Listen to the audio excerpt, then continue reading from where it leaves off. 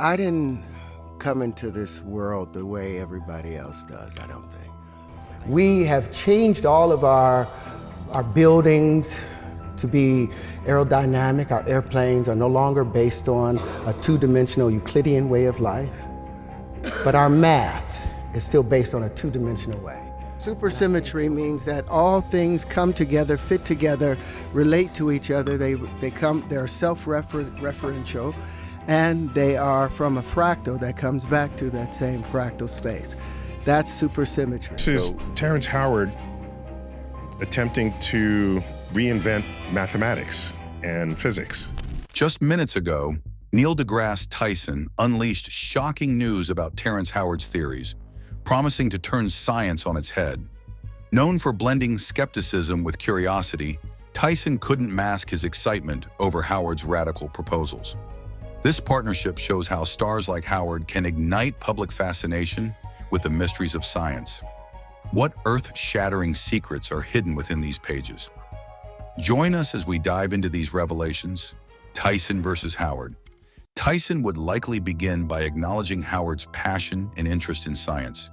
He appreciates that when celebrities like Howard talk about science, it can inspire more people to explore topics that might seem difficult or out of reach.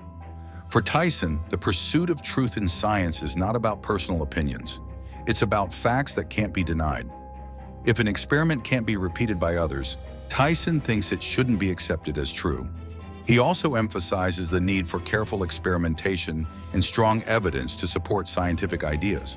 Tyson remembers meeting Howard at an event and inviting him to share his theories on his show. Howard had sent Tyson a long document trying to redefine some mathematical and physical principles. Tyson reviewed Howard's 36-page document carefully and gave him detailed feedback, highlighting areas that were controversial. Tyson explains that while new ideas are important, they need to be tested as rigorously as traditional scientific theories. This scrutiny is necessary to confirm the truth and accuracy of scientific claims. Tyson also shares a personal story about how his mother introduced him to Howard's interest in science, sparking his initial curiosity about Howard's scientific goals. But this isn't the worst part. Tyson also highlights a common pitfall for enthusiasts: knowing just enough to think you're right, but not enough to recognize when you're wrong. He emphasizes that true expertise in science comes from years of study, which includes keeping up with new research that's always being challenged and discussed in the scientific community. The discussion also touches on mathematical principles, where Tyson questions Howard's unconventional ideas, like doubting the basic rules of multiplication. Tyson uses examples to show how Howard's assumptions don't hold up under mathematical scrutiny, proving that even passionate arguments need strong support to be taken seriously in science. This engaging exchange, both the excitement for new ideas and the strict requirements for scientific validation, are clearly shown, highlighting the lively and challenging nature of scientific exploration and debate. A spirited discussion about the credibility of certain historical figures viewed as visionaries. A person highlighted the discrepancies between the facts and the claims made by their old friend Terrance. Back when their friendship was close, they often engaged in deep conversations, but over time they lost touch. Terrance had a fondness for people he believed were treated unjustly, such as Walter Russell, Nikola Tesla, John Keely, and others. He admired these individuals for their courage and innovation, considering them ahead of their time. The person acknowledged that intelligence is often associated with being misunderstood. However, they argued that merely being misunderstood does not equate to possessing intelligence. For instance, Walter Russell's theories have never been substantiated through scientific experiments, and John Keely's findings have failed to be replicable. In the realm of science, the ability to duplicate results is fundamental. The person reasoned that one might conceive a groundbreaking theory, but if the experimental results cannot be consistently replicated, the theory holds no value. It's akin to someone being in their own bubble, convinced they have made a revolutionary discovery, when in fact they have not. This rigorous standard is how science maintains its integrity and credibility. Tesla's work, on the other hand, has greatly improved our understanding of physics and electromagnetism, so much so that a unit of measurement is named after him. But not all of Tesla's ideas were practical. Some were impossible according to known physics, or just not doable. Doing significant work doesn't mean all of someone's ideas will work out. Tesla had groundbreaking ideas, but he wasn't always taken seriously. A new angle starts to form, questioning what we thought we knew. The unseen impact of Terrance's theories. In a revealing interview on a talk show, Terrance discussed how he was accused of criticizing 3 prominent scientists. However, he clarified that his comments were merely factual and direct, aimed at honesty rather than disparagement. He argued that true insight often requires a direct approach, much like the reality behind an optical illusion, where a candle reflected in a mirror appears to double the light. It remains a mere reflection, not an increase in luminosity. Terrance likened his philosophy to a quote from Michael Dell, the founder of Dell Technologies, who emphasized the importance of continual learning by surrounding oneself with people smarter than oneself. While Terrance's scientific reasoning in his recent work was considered difficult to follow by some, the artistic elements, particularly his sculptural art, were universally praised for their visual impact. Despite the complexity of his theories, the illustrations in his work remained a highlight, appreciated for their beauty. Following a critique of his work, Terrance suggested that further queries be directed elsewhere, as he was not open to additional discussion. This interaction inspired the critic to explore other expert opinions and led to reaching out to Dr. David Tong, a professor known for his engaging series, The Cosmos. Dr. Tong's work echoed the legacy of Carl Sagan and explored significant scientific theories, including the potential discovery of a grand unified field theory, which could revolutionize our understanding of the cosmos. Dr. Tong, in one of his episodes, discussed the transient nature of scientific understanding, indicating that even well-accepted theories are subject to revision and refinement. He mentioned about 16 fields that currently provide the best interpretations of physical phenomena, hinting at the ever-evolving landscape of scientific knowledge. This perspective offered the critic a broader context to reconsider the harshness of the initial feedback and the potential impact of persisting with the project despite significant challenges. When the theory of continental drift was first proposed, it was dismissed as unlikely. The idea that entire continents could shift was hard to accept. It took decades for this theory to be validated by scientific evidence from ocean floor mapping. Deep in the ocean, there's a place called the Mid-Atlantic Ridge.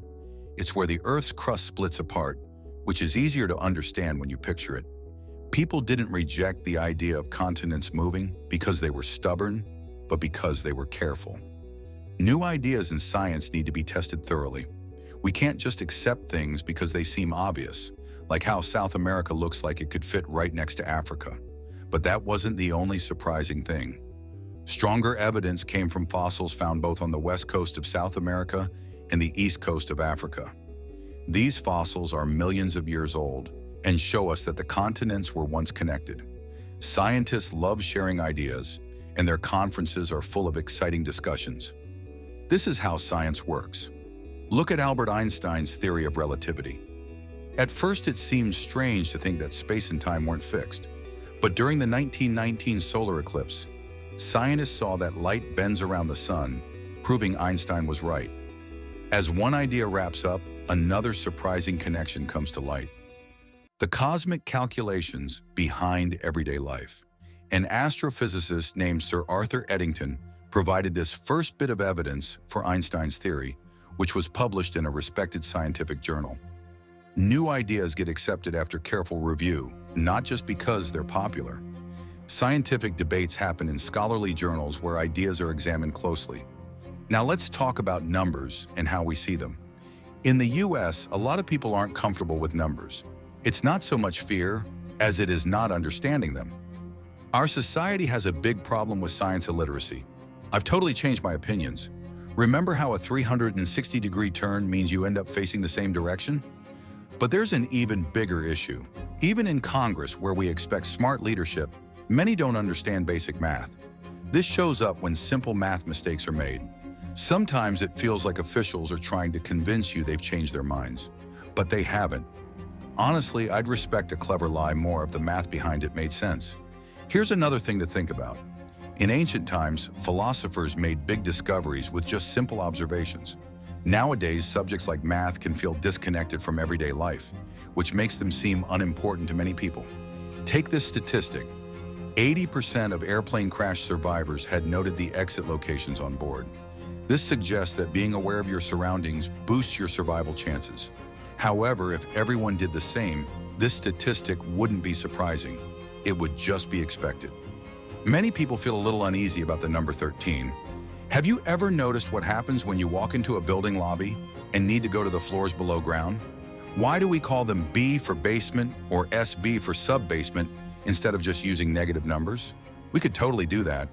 The United States, we don't use negative numbers for floors, but did you know that in Germany, they do? That's pretty interesting. You might think this is something you'd find in a science museum, but no, it's actually a part of a history museum in Germany. Let's pause for a moment to think about that fun fact. He mentions a hotel ad from Holiday Inn in England that introduces bed warmers to preheat your bed. Surprisingly, the people in the ad, called bed warmers, are fully dressed, which doesn't really make sense if you think about it thermodynamically. If they knew their physics, those bed warmers might dress differently. But that's not the worst part. Another example Neil shares is about Bayer, a big company, sending scientists to schools to inspire kids to love science, especially in groups that don't usually have as many opportunities. They try to teach scientific ideas like how all objects fall at the same rate, no matter how heavy they are, a fact that Galileo proved long ago. Neil also talks about a big physics conference that took place in Las Vegas. After the event, the city asked them not to return, probably because such a large group can be quite disruptive. But there's more. The story shifts again, highlighting the cracks in what we assume is solid. The fragile threads of American infrastructure. He also points out some engineering failures in the United States, like bridges collapsing and railways not working properly. Despite problems being highlighted by events like Hurricane Katrina in New Orleans, many people blame the hurricane itself rather than the real issue, which was poor engineering. This led to the terrible levee failures. These kinds of disasters make us wonder if we're really as advanced as we think we are. It's a stark contrast when compared to pictures of developing countries struggling with basic infrastructure. And just when you thought it couldn't get worse, let's explore how steam technology is still relevant today. Yes, we're talking about steam. It's not just a thing of the past. We face ongoing issues, like the bridge collapse on Interstate 35 in Minnesota. This incident wasn't simply due to a lack of knowledge. Engineers know how to build strong bridges. Often these failures are tied to insufficient funds, sometimes because of corrupt practices. Just look at Europe. Ancient Roman bridges still stand strong, while we struggle to construct lasting bridges today. We're not even talking about spanning a river. It's just a small stream. But that's not the most surprising part. Now let's look at Los Angeles, where trains have disastrously collided. It seems obvious that two trains shouldn't travel towards each other on the same track. However, this basic rule is often ignored due to corruption, leading to poorly built roads, railways, and bridges, all for the sake of financial kickbacks. Meanwhile, in New York, a crane has collapsed. This highlights another issue. When a hurricane approaches, the typical response is to evacuate. But what if we thought differently? But the challenges don't stop here. Imagine using scientific knowledge to not only escape disasters, but prevent them. What if we could harness the power of hurricanes to generate electricity? This forward-thinking approach could revolutionize how we handle natural disasters. As Neil deGrasse Tyson explores the heart of scientific ignorance, he challenges us to examine our own understanding of science. From doubts about evolution to predictions of doomsday and tales of alien abductions, Tyson confronts the strange and unfounded beliefs that spread throughout American culture. And yet, that's not even the most pressing concern. This brings up a critical issue: widespread scientific illiteracy. Tyson discusses how a book he read prepared him to discuss such topics, highlighting the importance of scientific knowledge. As bizarre as it sounds, there are books on surviving fictional disasters like the 2012 pole shift, based on misunderstandings of the Mayan calendar. These misconceptions reveal a larger issue of declining scientific understanding in America. But the story doesn't end there. Tyson points out the alarming trends in beliefs and ambitions in fields like evolution and space exploration, showing how America is falling behind in scientific innovation. This decline in scientific leadership and understanding poses a big challenge. How can America regain its scientific prominence? As we look at other developed nations, it's clear that overcoming scientific illiteracy is crucial for progress. Neil deGrasse Tyson not only identifies these issues, but also calls for a fundamental change in how we view and value scientific knowledge. But there's one more important thing to consider. The question remains, how can we make science more accessible and appealing to everyone? Tyson emphasizes the need for education and curiosity to drive innovation and understanding. We must change the way we think about science, not just as a subject in school, but as a vital part of our everyday lives. By fostering a culture of curiosity and learning, we can start to address the gaps in scientific knowledge and ensure a brighter future. However, the journey towards a more scientifically literate society doesn't end here. Global changes come into view, showing the real effects of our progress, the science race reshaping our world. If you look at the amber-colored bar on the right side, it means no, while white indicates uncertainty. Above, we see America, along with countries like Iceland, Denmark, Sweden, France, Japan, Britain, Norway, Belgium, Spain, Germany, Italy, the Netherlands, and many more, all slightly ahead of Turkey. You might wonder, which country are we talking about? Maybe we should think about a simpler life, like going back to living in caves. But let's take a closer look at this map. It shows each country scaled to its actual land size on the globe, making it a pretty accurate map. Now let's change this map by resizing each country based on how much scientific research they produce, as reviewed by other scientists. When we adjust the map, some countries shrink because they do less science, while others grow because they do more. Watch what happens next. The United States appears quite large on this transformed map, taking a dominant spot. And look at that large purple area. Wow, that's Japan, making big strides in science. It's sad to see Africa reduced so much on this map, barely noticeable despite its vast size and abundant resources. Europe appears enlarged, with Eastern Europe in blue and Western Europe in various shades of pink. There's Brazil too, its size boosted by its aerospace industry. At first glance, you might think we're doing great in science, but that's not the whole story. The real insight comes from looking at the change in scientific output from 2000 to 2010.